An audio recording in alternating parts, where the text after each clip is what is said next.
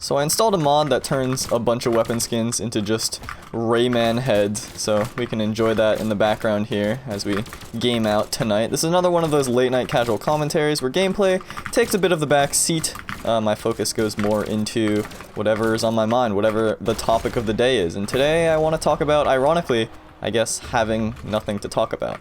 I guess I'll do that in the next game. So yeah, I was on a walk earlier today and I thought to myself, you know, I want to record a video today, but I'm not entirely sure what I want to do. I don't know what I want to say. I feel like I have nothing to say.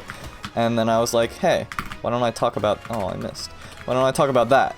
Because I experienced that a lot. I'm sure a lot of people experience that a lot. You feel like you can't say anything, or you don't have much to say, you don't have much to contribute, you don't have much to add, you don't feel like what you have to say matters, you don't feel like it's valued at all. So I thought to myself, yeah, let's talk about that. And my first thought was, well, sometimes I feel like I don't have anything to say just because my brain is cloudy. It is mush, you know, I'm tired, or I can't think properly or think straight or something like that. And that happens, you know, that's just a byproduct, I suppose, of using energy throughout the day and stuff like that. So that's one part. But I think the other part is more interesting. Or I feel like I can talk more about that, which is ironic, again, because it's about having nothing to say, nothing to talk about. But yeah, it's... why am I not saying anything?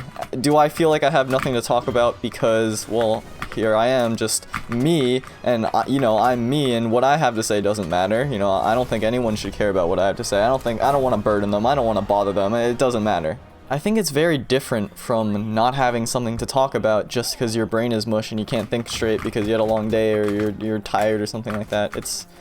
It's different. It's like you do have something that you'd like to talk about or you want to say, or like you'd want to be able to talk to people, but you feel like you can't because there's this little voice in your head that just, anytime you even go into that realm, it goes like stop. What are you doing? What do you think you're doing? You think you're worth other people's time? You think you're worth other people's attention with the dumb stuff that you have going on in your brain and your problems and everything like that, and whatever you want, dumb thing you want to talk about? Like, what are you doing? And it's like that little part of your brain just tries to convince you, and maybe I should say because I experience this a lot, like tries to convince me that I'm not worth it, and what I have to say doesn't matter, so why should I say anything? Why should anybody care? It's not even at the point where does anybody care? No, it's why should anyone care? And the thought of somebody caring is not even on the radar. It's not even in the stratosphere. Oh, wait. They have Rayman too. We are twins. We are dueling buddies.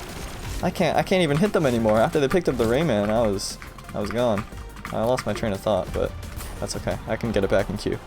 Yeah, it's this nagging feeling, this anxiety, this insecurity that creeps up, and when it starts to creep up, I notice I start to self-isolate, because, I mean, that's just the logical next step, right? If I feel like nobody cares about what I have to say, if I'm just a waste of space and a waste of their time, and I'm just being a burden to them by even communicating and talking, and why should they care, and all those things, then of course I wouldn't talk to them. Like, logically speaking, that's the rational thing to do, but I think sometimes our logic can be our poisons, you know? Our antidotes can be poisons themselves, because that kind of self-isolation, it is an antidote, because it does make me feel better. It makes me feel like, okay, I'm not being a burden. I'm not wasting people's time. So, you know what? I feel better. And even though, you know, I'm feeling pretty isolated and lonely, and, you know, we can get into the neuroscience of stuff like that, because, like, social isolation and loneliness aren't necessarily the same, but they definitely are correlated and everything, like, yada, yada, yada. But it's like I'm fighting on a battlefield that's the wrong battlefield, right?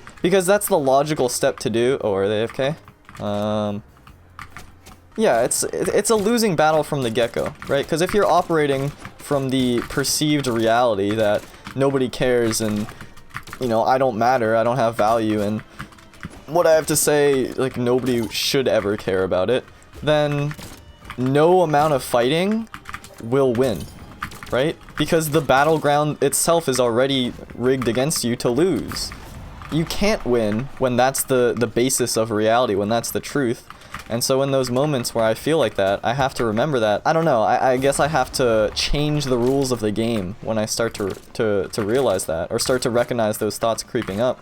Because maybe it is true that like X person or X situation or X environment, what I have to say won't matter at all, and that could very well be the case. But the problem is I'm not even giving myself that chance to even like acknowledge that that's a possibility, because the possibility of it being true that nobody cares also inherently, just by design, has the possibility that someone does care, right?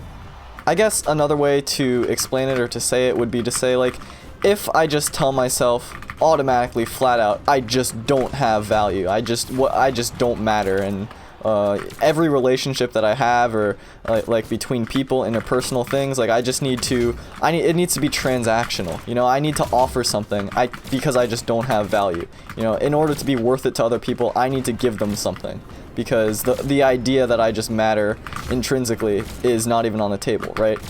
If I accept that to be reality, then there's like absolutely no leeway, right? But if I think about the possibility that maybe there's a chance that I actually do have value and that people do care, that is a scarier thought, because it's not as safe. Because acknowledging that possibility, that maybe someone does care, is also acknowledging the possibility that maybe someone doesn't care. And if I just tell myself that nobody cares right off the bat, then I don't have to worry about the uncertainty that maybe someone actually does. And if that's true, that's almost harder to face, because what if I just suck? What if I let them down? You know, what if I am a burden? What if I just make people feel bad? Then it's all on me. Then I've disappointed them. Then it's my fault. So it's easier just to do nothing. It's kind of like oh, I just thought of this analogy. Do you know in Pokemon there's an item? It's called, I think, the Toxic Orb. Basically, what it does is when you swap in your Pokemon, because there's status effects, right? There's status effects in Pokemon, and generally speaking, they're negative effects. There's some situations where they're, you know, you want them because of certain abilities and stuff like that, but generally speaking, you want to avoid status effects at all costs. They suck. But there's this item called, I'm pretty sure it's the Toxic Orb, and basically what it does is when you swap in, your Pokemon just automatically gets poisoned. And it's like, basically, it's like using the Toxic Orb to poison yourself, so that your opponent can't poison you. It's like, what? It's like I'm describing, right? It's a solution to a problem, but it's like addressing the wrong problem. Because, I mean, yeah, it is true. If I poison myself when I swap in my Pokemon, then I don't have to worry about my opponent ever poisoning me during the match. But it's like, I'm still poisoned, you know? Like, I still have that status condition, that status infliction upon myself. And, yeah, I mean, I guess maybe it's heartening to know that I won't get poisoned throughout the match, but it's because I'm already poisoned, and I'm not even giving them the chance. Like, maybe they're not a poison Pokemon, maybe they don't have a move that can even give me poison, but I've already decided before they even have the chance that I'm gonna be poisoned, because that's easier. And it's like, man, I don't want to live life with a status condition, you know? Why am I doing this to myself? And so sometimes when I catch myself doing that, I have to just say, like, stop, what are you doing? Not let that voice in my head stop me from doing something that I want to do, and making me so afraid of myself and my worth and my value and everything. And so, yeah, sometimes I just have to do, it's almost like exposure therapy, you just have to just do it. And so what I did last night was an example of that. If you watched the video yesterday, all I did was just play games with Faison. He's one of my friends. I said, hey, do you want to play some twos and record a video? And he's like, yeah, sure. And I didn't let that voice in my head stop me and go, what are you doing? No, he's just, the only reason why he'll say yes is because he feels bad. You're just going to waste his time. No, he's going to be busy. No, you shouldn't bother him. No, this is going to be a bad idea. No, you don't have anything to talk about. No, you're not going to be, oh, like, it's not going to be good. It's not going to be worth it. He's not going to enjoy it. Just, you're better off not doing anything. I didn't give myself the chance to tell myself that. And I think if I just sat in my chair, you know, waiting to press the send button to one of my friends, I mean, I love talking to Faison. He's great. He's a lot of fun. And if I just sat in my chair and I was just sitting there thinking, should I send this? No, I shouldn't send this. Those thoughts, they would have crept right up. But I didn't let them. I acted before I could even convince myself otherwise, and I'm so glad I did, because it was a lot of fun. I had a great night, and I didn't realize that that was something I really needed. And it's kind of like, if I just sat by the pool, and you know, I dipped my toes in the water, and then I told myself after dipping my toes in the water, no, this water is too scary, I'm just gonna sit on the shore the whole time. Yeah, I could sit on the shore, I could be comfortable on the shore, but I'll never know what it feels like to jump in that deep end, to cannonball into the depths, and to be enveloped by the water. And I want to be enveloped by the water, it's just I don't let myself. And so I let myself, and it was nice. And I need to do that more, because the less I do that, the more I feel kind of bad, right? The more I self-inflict poison before they have the chance to say, no, I don't want to. And is it even that bad? No, it's not. What I'm doing by not saying anything, by convincing myself I'm not worth it, by preventing myself from doing the things I want to do and everything like that, it's feeding the cycle.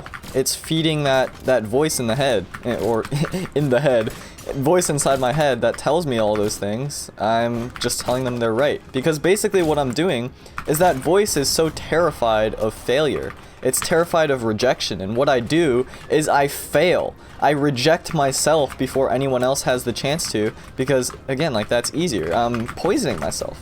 And what I do in that case, like, maybe I do get poisoned. Maybe they say no. Maybe they tell me, what do you think you're doing? You're not worth anything. What you have to say doesn't matter. Which is, like, I guess where the fear comes from. I haven't even thought about it or put it into words before, but maybe that's what it is. And maybe they say that, and maybe it's true. But, like, if it is true, then I'm in the exact same spot that I already was, right? If I fail, then I'm pretty much in the same spot. So it's like net zero. But let's say I succeed. Let's say I play that game of Pokemon and I don't get poisoned. That's an opportunity I never would have had if I just had that toxic orb on the whole time, you know? So why not start doing that? Why not start just not feeding that voice? And you know, maybe if I just play that Pokemon game start to finish, I will get poisoned. That's a possibility, but you know what? I'll face that possibility. That's okay. I will fight that, because I mean, I'm already poisoned anyway, right? What's the worst that could happen? I mean, maybe I could get paralyzed, maybe I could get burned, you know, I get hit with the screech and my defense goes down, but that's okay. I'm willing to do that, because if it means that one day I can get that Dragon Dance outrage physical sweeper, then that's pretty cool. I don't know where this analogy is kind of falling apart, but it makes sense in my head.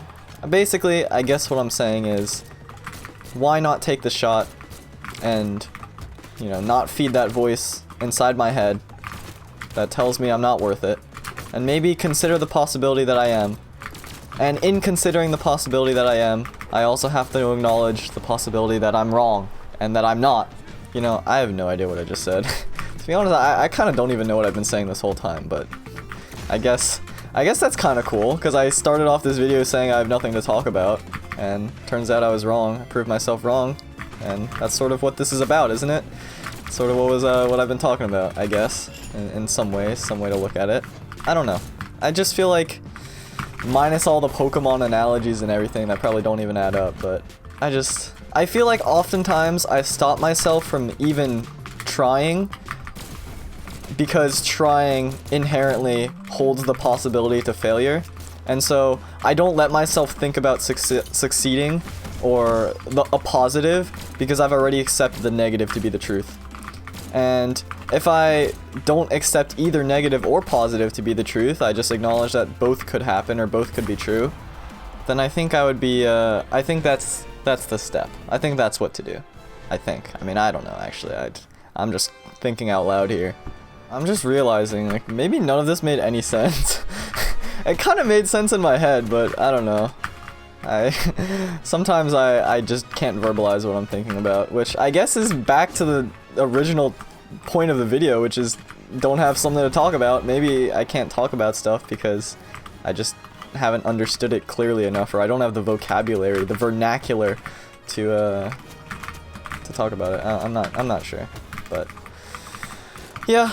I don't know. I feel like this is coming to a close. I mean, at this point it's 3:26 a.m., so probably should be coming to a close sometime soon. But yeah, I mean, I like talking about this. I guess I'll just continue these thoughts against this bot. I like these late night casual commentaries. I haven't done one in a while, but it's kind of nice to just talk about things, and I don't know. Just, I guess the message at the end of the day is take care of yourself, you know, look out for yourself, because, I don't know. Who else is going to do it, right? You got to do it. And you're worth it, you matter, so give yourself that chance. Do it, you know, take care. And, good night, or good morning, or good afternoon. I mean, I upload these at noon, so I don't know why I'm saying good night, but bye.